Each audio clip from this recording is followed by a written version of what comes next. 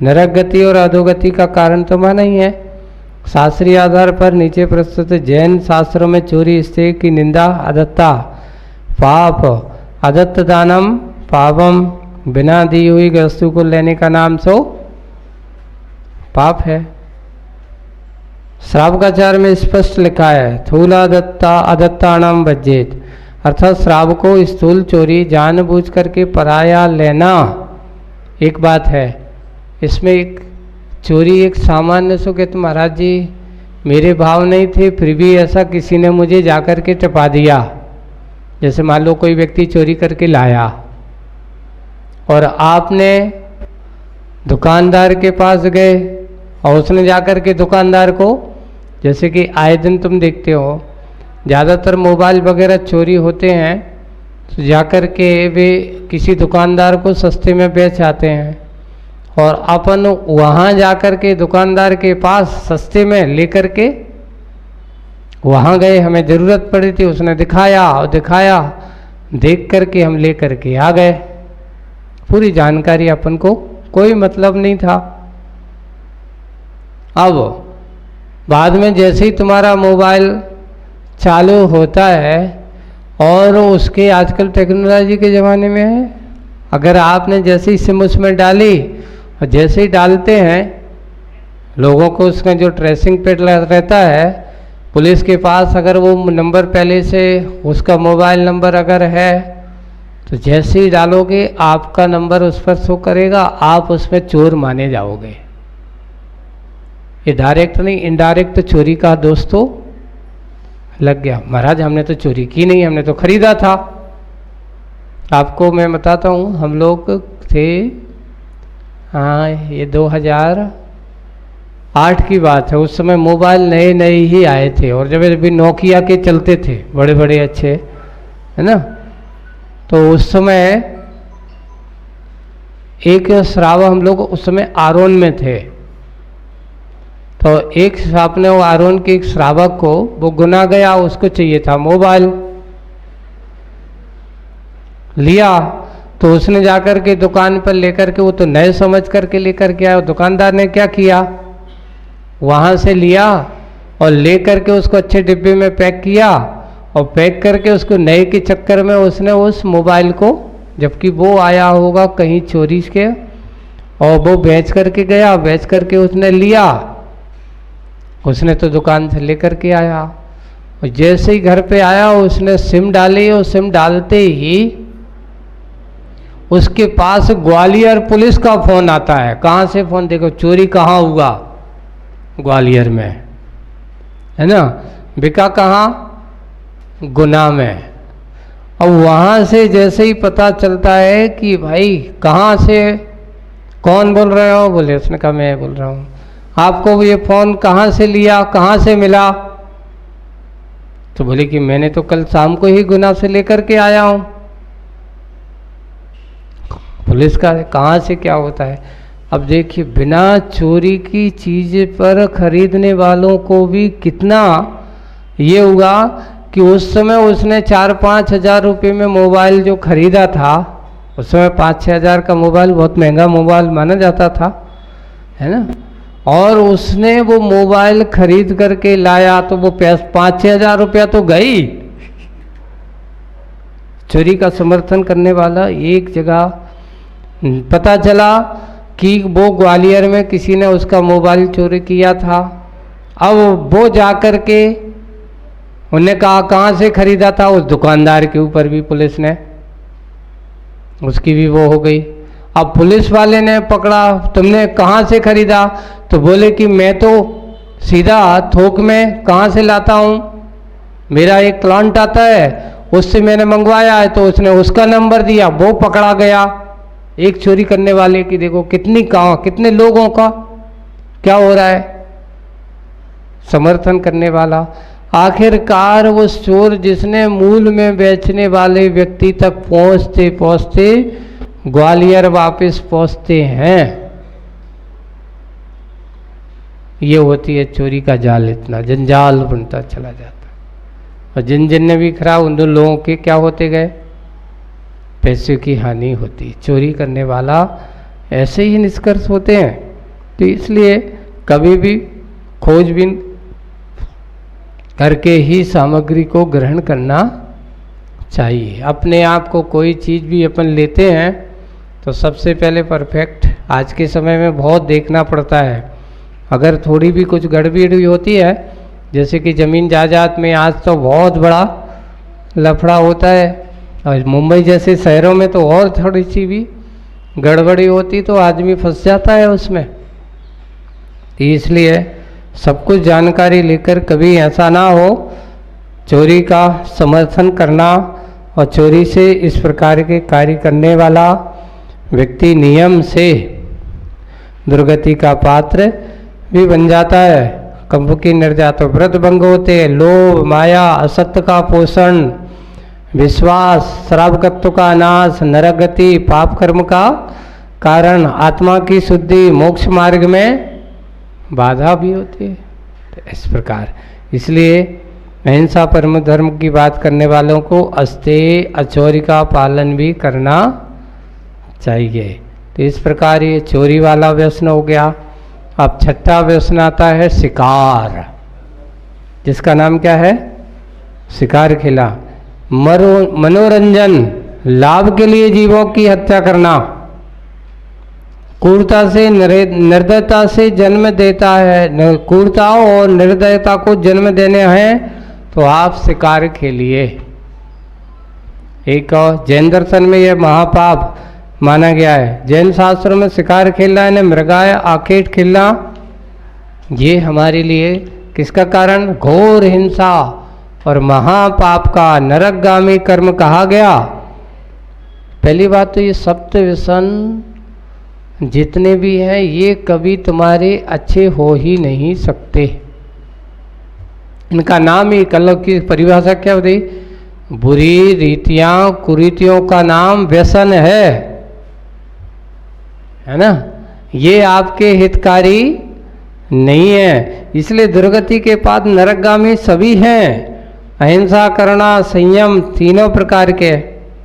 एक और है शिकार खेलने वाले शिकारी जो होते हैं वे क्या करते हैं? आप लोगों को एक बहुत अच्छी बात कर रहा हूं।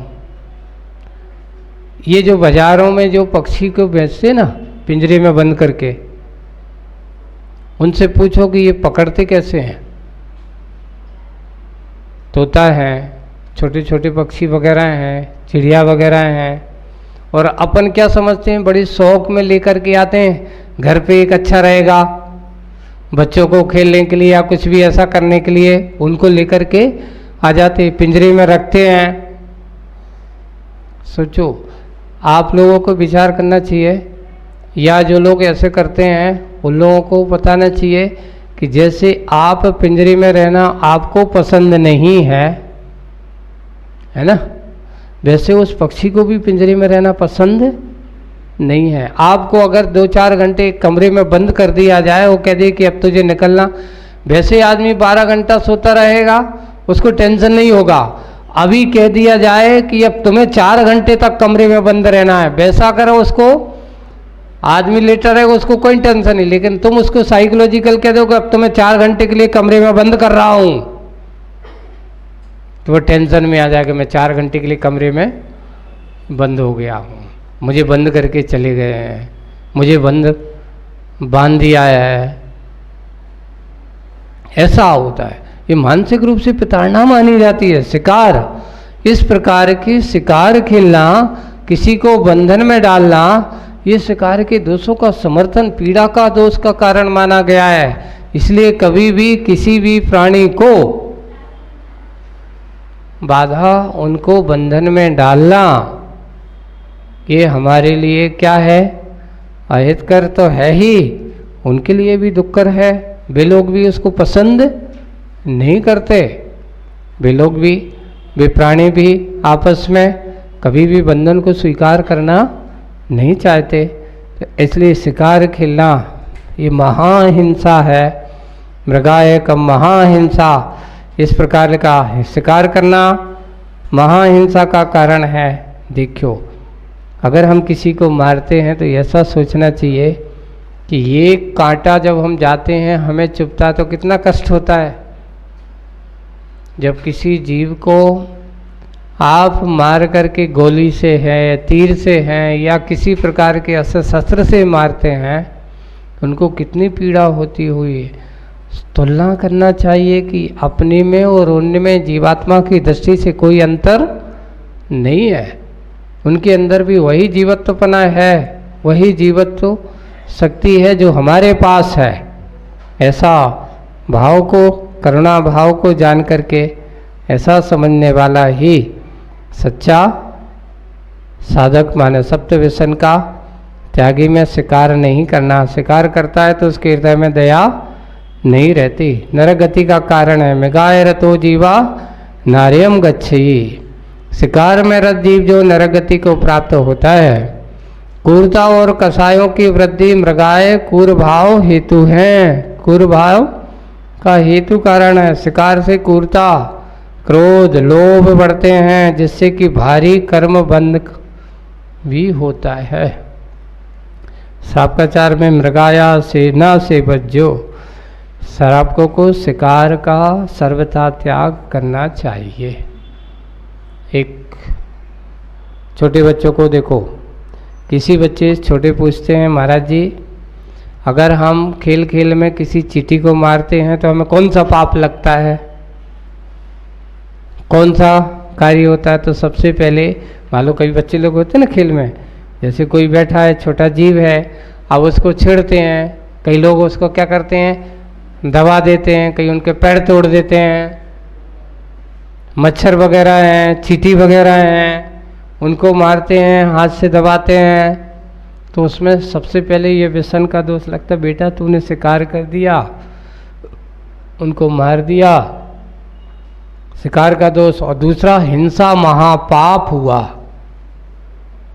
ऐसा हिंसा का भी महापाप का दोष लगता है। इसलिए कभी भी किसी जीव को भूलवश भी अपने मनोरंजन के लिए भी नहीं मारना चाहिए। एक बार ऐसी चर्चा चली, सुनो। कुछ लोगों ने कहा महाराज जी आप लोगों के सामने प्रश्न रख रहा हूँ, मान लो कोई जानवर हैं जैसे कि सर्कस आदि में हैं, छोटे छोटे जानवर हैं, बंदर आदि हैं, जैसे मदारी आदि जो होते हैं, भी उनको भय दिखा करके, चाबुक आदि दिखा करके उनसे क्या करवाते हैं, मनोरंजन करवाते हैं, है ना। उनको डरा दिखा करके पीटने की, उनको इस प्रकार नहीं करोगे तो तुम्हें पीटा जाएगा, तो उसको जबरदस्ती क्या करना पड़ता है, इस प्रकार की हरकतें करना पड़ती हैं। और हम लोग उनकी हरकतों को देखने जाते हैं, तो आप अगर उसकी मारपीट और इस प्रकार के करने से सबसे पहले हिंसा का दोष लगता है हमें भी। इसको मनोरंजन के कार्यों में अपन ऐसा रखते हैं। और वे अगर स्वतंत्र हैं, विचरण कर रहे हैं, उनको कोई किसी प्रकार का बंधन नहीं है, तो कोई दिक्कत नहीं है। लेकिन उनको जैसे कि कोई आप लोग देखते ना, पहले लोग अब होते हैं कि नहीं यहाँ बड़े बड़े शहरों में, ये तो पहले कोई बंदर लिया, बुझा करके उसको लाठी आठी दिखा करके उसको नाचो, उसको लाठी लेकर के कूदो और ये इधर करो उधर करो, और उसको दिखा करके फिर क्या मांगते, पैसा मांगते हैं। तो इसमें हिंसा का दोष तो देखने वालों को भी लगता है। महाराज हमने तो देखा है, उसको पाप लगेगा वो करने वाले को, आपका कौन सा पाप लगेगा? तो शिकार के दोष का कारण बनता है। ये हिंसा दोष उसको पीड़ित करने वाला दोष लगता है। ये अपन को कभी भी इस चीज को, ऐसे मनोरंजन में भी हमें इसका समर्थन नहीं करना चाहिए। इस प्रकार ऐसे करते हुए और इस कार्य पहले, दूसरा इनके लिए हमें इस प्रकार के जीवों का पालन पोषण भी नहीं करना चाहिए जिससे कि किसी प्रकार की हिंसा आदि होती है। हमारे श्रावक के घरों पर सभ्य घरों पर कभी क्रूर प्राणियों को पालन करने का आदेश नहीं दिया। श्वान सभ्य प्राणी नहीं माना जाता, हिंसक प्राणी है। बिल्ली हिंसक प्राणी है। अगर आप पालते हो और उसने किसी जीव को मारा, है ना, बिल्ली को आपने पाला, उसने जाकर के चूहे और किसी जीव आदि को मारा, कबूतर आदि का शिकार किया, आपकी बिल्ली आपके पाले हुई है, तो शिकार का दोष किसको लगेगा? आपको लगेगा। आप उसके, इसलिए कभी भी हिंसक जीवों को अपने घरों पर जैन कुलों में पालने का निषेध किया है। आगम में लिखा है कि जिन कुलों में या जिन घरों में बिल्ली हैं, कुत्ते हैं, सर्प हैं, ऐसी जहरीली जो हिंसक प्राणी आदि पाले जाते हों, है ना, जिनका मांसाहार ही भोजन हो, ऐसे घरों पर आहार नहीं करना चाहिए। मुनि राजों को स्पष्ट कहा, जिस घरों में कुत्ते आदि पाले जाते हों उन घरों पर आहार चर्या नहीं करना चाहिए। नहीं, उसमें संग्रहालय आदि, जैसे कि वो आपकी जानकारी के लिए, उन्हें जैसे मरा हुआ था और उसकी हड्डी पंजी जैसे अपने प्रायकर, जैसे वो जानकारी की दृष्टि में उसके बारे में है। अगर हाँ तुम्हारे लिए कुछ मनोरंजन के लिए रखा गया है तो आपको दोष लगेगा।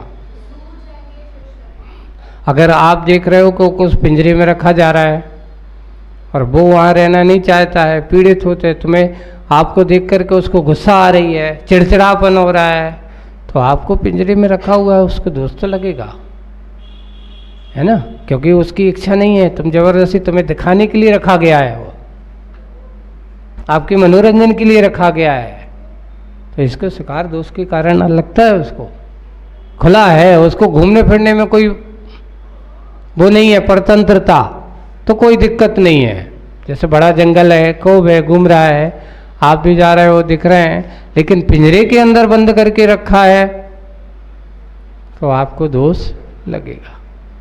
उसको हिंसा का और शिकार का दोष लगता है। क्यों? इसमें लिखा मनोरंजन के लिए किसी जीव को सताना। एक अपन ने परिभाषा दी ना, खेल खेल में मनोरंजन के लिए किसी जीव को मारना, किसी जीव को बंधन में डालना, ये शिकार की कोटि में आ जाता है।